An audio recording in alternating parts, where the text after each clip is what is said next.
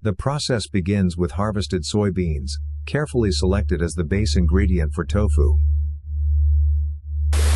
At the factory, soybeans are thoroughly cleaned to ensure purity and food safety.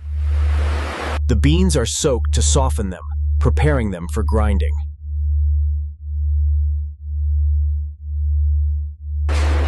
The softened beans are ground with water to create a rich soybean slurry.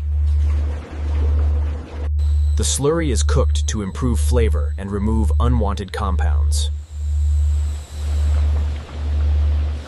A natural coagulant is added, causing the soy milk to curdle and form tofu.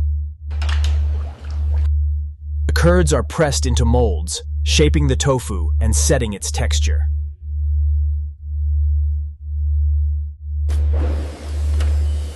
The finished tofu is packaged and ready to be delivered to markets worldwide.